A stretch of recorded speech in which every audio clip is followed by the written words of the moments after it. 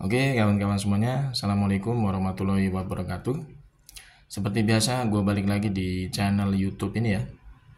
Oke, untuk kesempatan kali ini, seperti biasa, gue masih ingin melanjutkan pembahasan terkait dengan dugaan ijazah aspal dari Mukidi ya.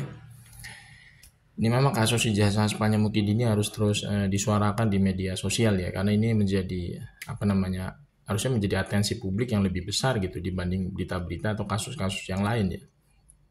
Karena terkait dengan kasus ijazah aspalnya Mukidi ini kan menjadi semacam fundamental ya, pondasi terkait dengan legasi seorang pemimpin negara. Karena baru pertama kali ini ya, ini ada presiden gitu ya, ini diduga menggunakan ijazah aspal mulai dari pencalonannya sebagai capres ya. Bahkan diduga ini sudah menggunakan ijazah aspal itu sudah lama sebelum menjadi capres, yaitu menjadi calon wali kota gitu ya. Dan ini sebenarnya kan kalau kita lihat dari proses terkait dengan pengumpulan dokumen-dokumen penting gitu ya, yang bisa menunjukkan bahwa ijazahnya Mukidi itu aspal, terutama ijazah yang dari S1 UGM-nya itu ya. Itu kan sebenarnya sudah dibuka secara luas oleh berbagai macam kalangan ya, bisa diakses juga oleh masyarakat gitu ya. Seperti misalkan ijazahnya Mukidi itu yang katanya dianggap adalah ijazah miliknya yang dari S1 UGM. Itu foto ijazahnya kan disinyalir menggunakan kacamata. Padahal kita sama-sama tahu ya, yang namanya ijazah keluaran dari Kemendikbuddikti itu tidak ada yang menggunakan kacamata foto ijazahnya. Ya, dari ijazah resmi keluaran dari Kemendikbuddikti itu ya, foto ijazahnya itu nggak ada yang pakai kacamata. Jadi bisa dipastikan kalau Mukidi itu ijazahnya satunya yang dari UGM itu menggunakan kacamata foto ijazahnya, berarti sudah jelas abal-abal atau aspal gitu ya. Kemudian dari segi penyusunan skripsi ya. Penyusunan skripsi ini kan sangat urgent banget, sangat penting dan fundamental gitu ya. Terkait dengan dikeluarkannya ijazah S1 dari universitas. Nah, kita sama-sama tahu ini kan sudah berdasarkan bukti konkret ya. Ibaratnya kayak primary evidence gitu ya. Primary evidence ya. Terkait dengan bukti-bukti empiris yang sifatnya primer. Skripsinya Mukidi itu sudah dipegang oleh Bang Rismon dan Roy Suryo ya, ketika mereka itu datang ke UGM pada tanggal 15 April 2025 kemarin. Di situ memang jelas ya, itu kan diedarkan juga fotonya oleh Bang Rismon dan Roy Suryo di akun Twitternya gitu ya. Itu dipoto langsung oleh Roy Suryo gitu ya. Ada dua lembar lampiran dari skripsinya Mukidi itu memang dicetak menggunakan font digital ya. Ibaratnya kayak sejenis huruf komputer lah gitu kalau kita sebut ya. Jadi modelnya itu kayak Times New Roman gitu kan ya. Microsoft Word Windows yang tidak ada sebenarnya pada tahun 80-an. Karena lazimnya memang ya mahasiswa pada tahun 80-an itu kan membuat skripsi itu kan menggunakan mesin ketik manual. Jadi ini memang disinyalir ya. Skripsinya Mukidi itu memang disinyalir ya. Itu adalah skripsi hasil nyolong dari orang lain. Kemudian ditempel dua lembar lampiran itu, halaman judul dan halaman lembar pengesahan itu. Ya, supaya terlihat seolah-olah itu jadi skripsinya dia. Padahal kalau kita lihat secara kasat mata memang itu berbeda sekali antara dua lembar lampiran itu ya. Halaman judul kemudian lembar pengesahan skripsinya itu berbeda sekali dengan isi pembahasan bab 1 sampai selesai.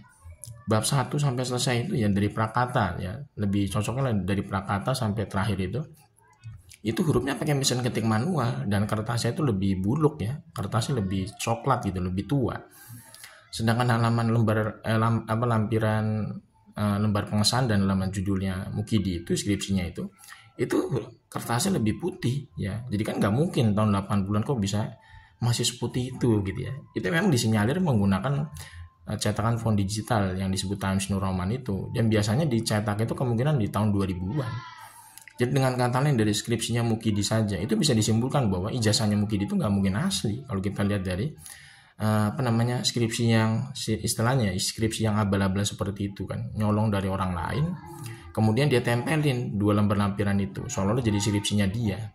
Ini kan sangat keterlaluan kalau kita perhatikan, termasuk kejahatan paling besar ini dalam dunia pendidikan gitu loh. Kemudian yang lebih parahnya lagi, transkrip nilainya. Transkrip nilai Mukidi ini udah jelas-jelas gitu ya. Itu benar-benar memang nggak meyakinkan kita semua. Semakin meyakinkan kita semua bahwa Mukidi itu nggak mungkin lulus dari universitas. Kenapa? Karena di transkrip nilainya Mukidi itu ya, itu ada 3 elemen penting ya, yang meyakinkan kita semua bahwa Mukidi itu nggak mungkin punya ijazah asli dari universitas. Yang pertama, pada transkrip nilainya Mukidi itu bisa diperlihatkan ada nilai D sebanyak 6 mata kuliah. Ya, otomatis kan mahasiswa itu nggak mungkin bisa lulus dari universitas kalau misalkan dapat nilai D sebanyak 6 mata kuliah. Kemudian yang kedua, itu jelas-jelas transkrip nilainya Mukidi itu ya ditulis tangan. Bagaimana mungkin transkrip nilai itu ditulis tangan? Pada tahun 80-an itu, transkrip nilai itu ya lazimnya diketik pakai mesin ketik manual. Kalau zaman sekarang itu transkrip nilainya itu diketik menggunakan Microsoft biasanya gitu ya.